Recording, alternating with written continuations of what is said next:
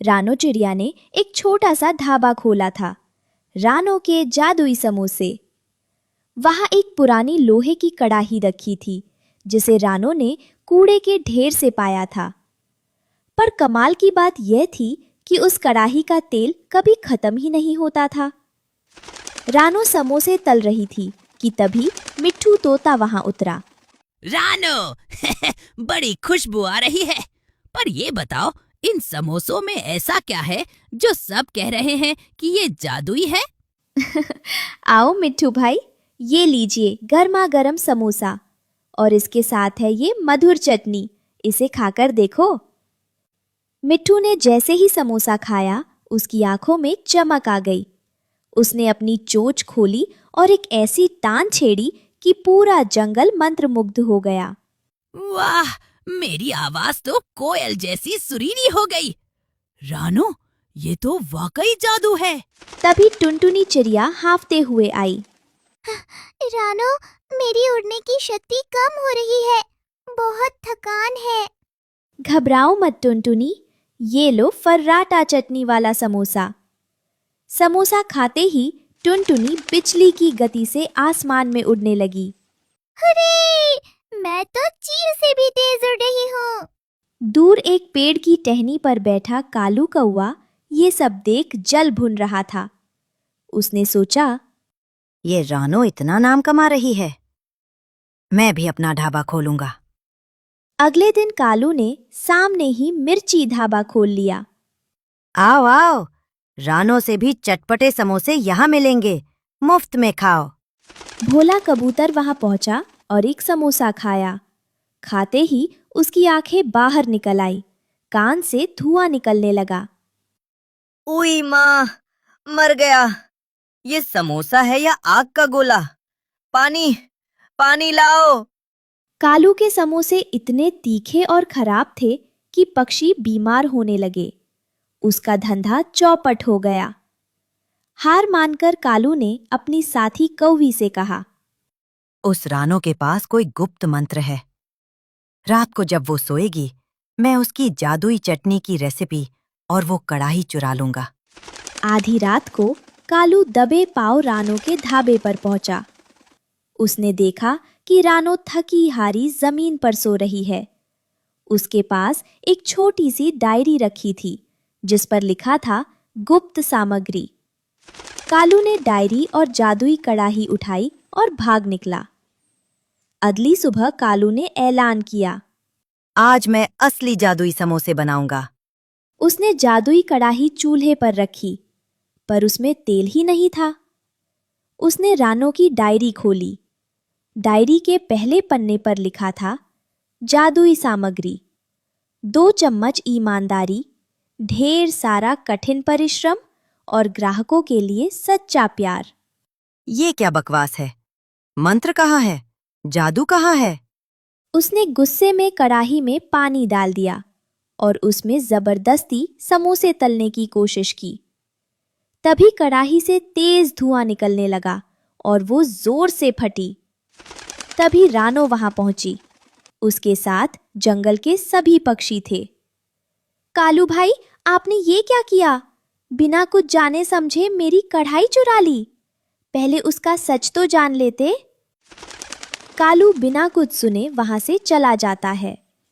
रानो चिड़िया के ढाबे की खुशबू अब केवल सुंदरवन तक सीमित नहीं थी, बल्कि पड़ोसी जंगलों के पक्षी भी यहाँ खींचे चले आते थे।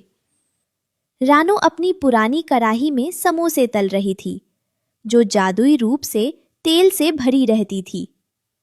तभी आसमान से एक बीमार गिद्ध नीचे उतरा। उसकी गर्दन झुकी हुई थी और पंख बेजान थे। रानो बेटी, क्या तुम्हारे पास कोई ऐसी दवा है जो मुझे वापस घर तक उड़ा सके? मैं बहुत दूर से आ रहा हूं और मेरी हिम्मत जवाब दे रही है। बाबा, आप फिक्र ना करें। ये लीजिए संजीवनी चटनी वाला गर्मा गर्म समोसा। ये आपकी थकान को सोख लेगा। जैसे ही गिद्ध ने पहला निवाला लिया, उसके शरीर में एक नीली आभा चमकी। अद्भुत! ऐसा लग रहा है जैसे मुझ में 10 पक्षियों की जान आ गई हो। रानो, तुम्हारी मेहनत में तो अमृत है। सामने ही कालू कौवा और उसकी पत्नी गोरी कौवी अपने खाली ढाबे में बैठे मक्खियां मार रहे थे। कालू के समोसे खाकर आधे पक्षियों का पेट खराब हो गया था और बाकी के गले जल गए थे। अरे ओ कालू, देखते नहीं, वो रानो तो सोने के अंडे दे रही है और तुम यहाँ बैठे कौवे हाँक रहे हो।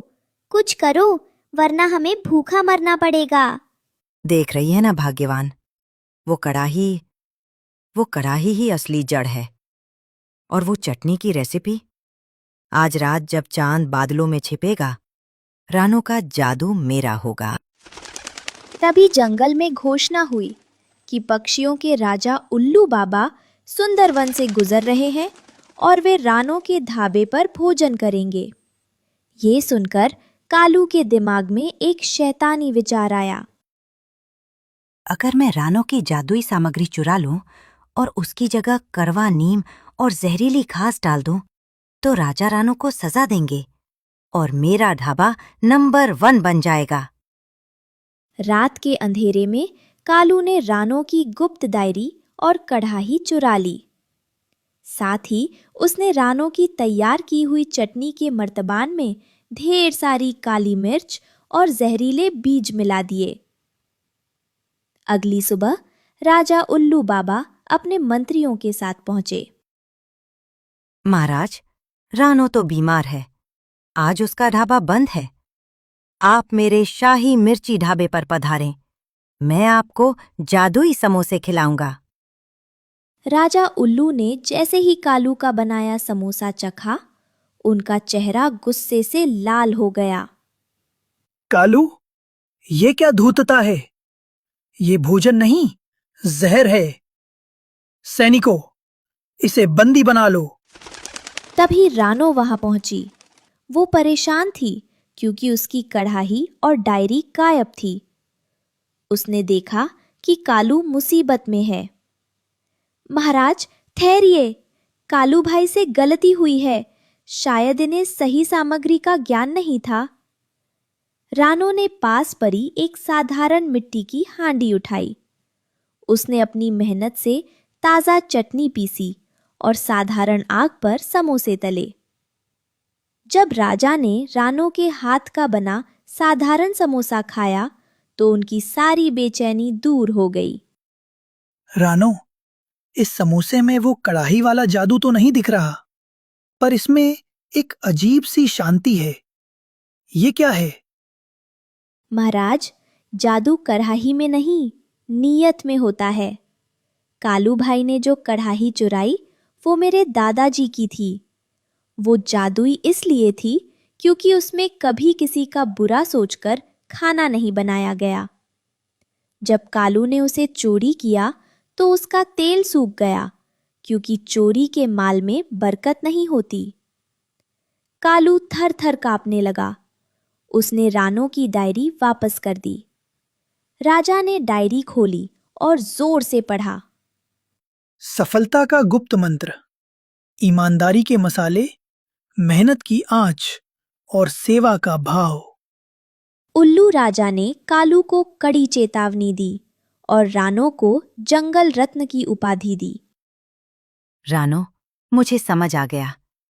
मैं शॉर्टकट ढूंढ रहा था, पर स्वाद तो पसीने की कमाई में होता है। क्या तुम मुझे अपनी शरण में लोगी? जरूर कालू भाई, आज से तुम बर्तन नहीं धोओगे, बल्कि तुम ग्राहकों को पानी पिलाओगे और साफ सफाई देखोगे। पर याद रहे, यहाँ सिर्फ ईमानदारी बिकती है।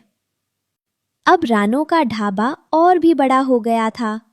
अब वहाँ केवल समोसे ही नहीं, बल्कि ईमानदारी का सबक भी मुफ्त में मिलता था। इस कहानी से हमें सीख मिलती है कि कड़ी मेहनत और ईमानदारी से किए गए काम का स्वाद दुनिया की हर जादुई चीज से बेहतर होता है।